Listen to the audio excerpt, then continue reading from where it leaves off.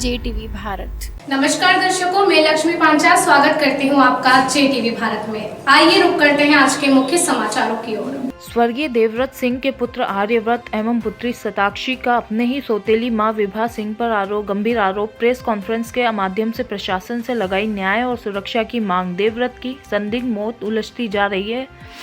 कासिम खान कौन है?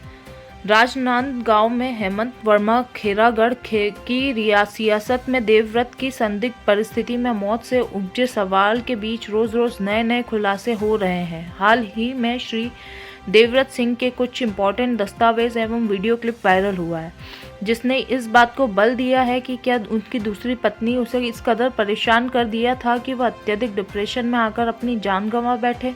इस बात की पुष्टि आज राजनांदगांव में प्रेस कॉन्फ्रेंस में देवव्रत के सुपुत्र आर्यव्रत एवं सुपुत्री शताक्षी सिंह ने कर दिया है।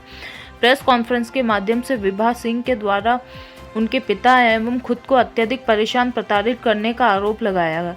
हमारे पिता को उनकी पत्नी द्वारा लगातार मानसिक शारीरिक प्रताड़ना दिया गया। हमें भी लगातार धमकियां मिल रही हैं कि हमारी पढ़ाई प्रभावित हो रही है, हमारा जीवन अस्त व्यस्त हो गया है। सौतेली मां के द्वारा यह कहा जा रहा है कि वह जो चाहेगी वही होगा। आर्यव्रत ने कहा कि हमारे महल में 2 सशस्त्र गार्ड मौजूद हैं जो कि यूपी से हैं। उनकी गतिविधि संदिग्ध है। क्या उनको शस्त्र रखने का अधिकार है? इन सब की सूचना हमने पुलिस थाने में दे दी है। एक सवाल के जवाब में उन्होंने कहा कि देवव्रत की मृत्यु 2 से 3 के बीच हुई। इस दरमियान पोस्टमार्टम के लिए विभा सिंह को तत्पर रहना था। उन्होंने कुछ भी नहीं किया। हमें नियमों की जानकारी नहीं थी। हमें क्षेत्र के लोगों का सहयोग मिल रहा है। हम मुख्यमंत्री से मांग करते हैं कि हमें न्याय मिले। 30 दिसंबर को प्रशासनिक हम लोग एक के बीच महल और ऑफिस के लॉक खोले जाएंगे। इस बीच हम नहीं चाहते किसी तरह का विवाद हो, लेकिन हमें लगातार धमकियां मिल रही हैं। हमारी कार की चाबी छीन ली गई है। हम अपने बचाव के लिए यहां आए हैं। हमारी मां पद्मावती हमारे साथ है। उन्होंने आशंका जताई कि प्रेस कॉन्फ्रेंस के बाद और प्रताड़ित किया जा सकता है। उन्होंने कहा कि पापा और विभा सिंह के बीच बातचीत के जो ऑडियो क्लिप आए हैं उससे स्पष्ट है कि मेरे पिता को जबरदस्त तरीके से प्रताड़ित किया जा रहा था। फिलहाल इस प्रेस कॉन्फ्रेंस में यह बात की पुष्टि हो चुकी है कि देवव्रत सिंह की मृत्यु स्वाभाविक नहीं है। आखिर वही विभा सिंह देवव्रत की कौन सी हस्त्र करने की बात कर रही है? देवव्रत के पुत्र आर्यव्रत एवं शताक्षी को आखिर क्यों है जान का खतरा? बाहुबली विधायक राजा भैया का क्या कनेक्शन है? वह गनमैन कौन है जो यूपी से पैलेस में तैनात है? आखिर कासिम खान कौन है जिसे विभा सिंह हर हाल में नहीं छोड़ने की बात कर रही है? सवाल कई हैं, लेकिन जवाब अनुत्तरित है। क्या देवव्रत सिंह की सामान्य मौत बहुत बड़ी रहस्यमयी है? आगे और भी बहुत से खुलासे। हेमंत वर्मा। जहाँ तक हमें सूचना मिली है, उनका कहना ये है कि उनकी मृत्यु 2 बजे हुई थी रात को, लेकिन ये सरासर झूठ है क्योंकि हम सब वहीं पर थे।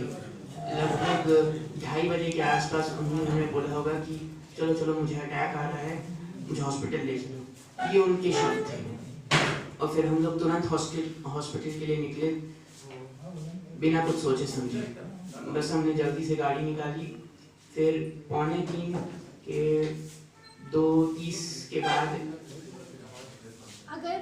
अगर वो ये कह रहे हैं कि 2 बजे स्वर्गीय राजा साहब की मृत्यु हो चुकी थी, तो आप किसी की भी मृत्यु हो, हॉस्पिटल से एक डेथ सर्टिफिकेट दिया जाता है, उसमें समय तिथि सब लिखा रहता है।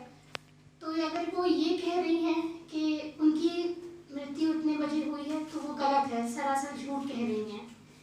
अगर हम झूठ या अगर वो झूठ बोल रही है या हम झूठ बोल रहे हैं, डेथ सर्टिफिकेट झूठ नहीं बोलेगा। उस समय पोस्टमार्टम भी नहीं किया गया था, तो वही शायद बोला गया था। क्या उसमें घटा है? ये जो पोस्टमार्टम की बात है तो वो वहीं पर थी। सुबह की बात होगी ये। तो अगर वो कहती कि पोस्टमार्टम कराया जाए तो हम बेशक कराते, लेकिन उन्होंने कुछ नहीं कहा, किसी से नहीं कहा। अब उनके अगले बयान ये होगा कि मैंने सबसे कहा था कि उनका पोस्टमार्टम कराया जाए, पर किसी ने नहीं सुनी। उनने कुछ भी नहीं कहा ऐसा कि जिससे कि उनका पोस्टमार्टम कराया जाए, ऐसा उनका कोई कहना नहीं था। ना ही किसी ने सुना, ना ही किसी ने इस बारे में बात की। और जो बात मृत्यु की है वो 2:45 से 3 के बीच में हुई है और हम सभी वहाँ पर उपस्थित थे हॉस्पिटल में। अरविंद जी, उनका कहना, जहाँ तक हमें सूचना मिली है, उनका कहना ये है कि उनकी मृत्यु 2 बजे हुई थी रात को, लेकिन ये सरासर झूठ है क्योंकि हम सब वहीं पर थे। लगभग 2:30 बजे के आसपास उन्होंने हमें बोला होगा कि चलो चलो मुझे अटैक आ रहा है, मुझे हॉस्पिटल ले चलो, ये उनके शब्द थे। और फिर हम लोग तुरंत हॉस्पिटल के लिए निकले बिना कुछ सोचे समझे। बस हमने जल्दी से गाड़ी निकाली, फिर 2:45 के 2:30 के बाद अगर वो ये कह रहे हैं कि 2 बजे स्वर्गीय राजा साहब की मृत्यु हो चुकी थी, तो आप किसी की भी मृत्यु हो हॉस्पिटल से एक डेथ सर्टिफिकेट दिया जाता है, उसमें समय तिथि सब लिखा रहता है। तो अगर वो ये कह रही हैं कि उनकी मृत्यु इतने बजे हुई है तो वो गलत है, सरासर झूठ कह रही हैं। अगर हम झूठ या अगर वो झूठ बोल रही है या हम झूठ बोल रहे हैं, डेथ सर्टिफिकेट झूठ नहीं बोलेगा। उस समय पोस्टमार्टम भी नहीं पे किया गया था, तो कोई शायद बोला गया था क्या क्या उसमें मैटर है? ये जो पोस्टमार्टम की बात है तो वो वहीं पर थी, सुबह सुबह की बात होगी ये। तो अगर वो कहती कि पोस्टमार्टम कराया जाए तो हम बेशक कराते, लेकिन उन्होंने कुछ नहीं कहा, किसी से नहीं कहा। अब उनके अगले बयान ये होगा कि मैंने सबसे कहा था कि उनका पोस्टमार्टम कराया जाए पर किसी ने नहीं सुनी।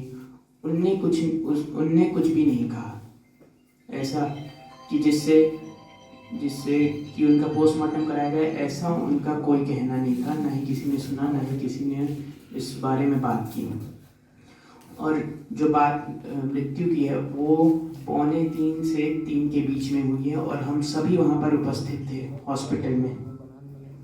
अरविंद जी, वो इसके पहले छुरीकरान थाने में जो शिकायत जी, वो उन्होंने ही दी थी अपने दस्तखत से या फिर उन्होंने अपनी दस्तखत से दी थी, 2 पेज की दी थी उन्होंने। उसकी जानकारी स्वर्गीय राजा साहब ने दी थी। आप लोगों को थी उसकी जानकारी? जी उस समय? जी। जो 2 शिकायतें दी गई हैं था पुलिस थाने में, वो हमारे पिता ने दर्ज करवाई थी। उसकी जानकारी हमें उस टाइम पे ऐसे नहीं पता थी, पर वो कहते थे कि मैं ऐसा कुछ मतलब अपने बचाव में, क्योंकि उन्हें इतना तो समझ आ गया था। आज भी बहुत सारी ऐसे कॉल रिकॉर्डिंग और ऐसे चीज़ें हैं जिनको आज हम लोग ने पब्लिक नहीं किया है।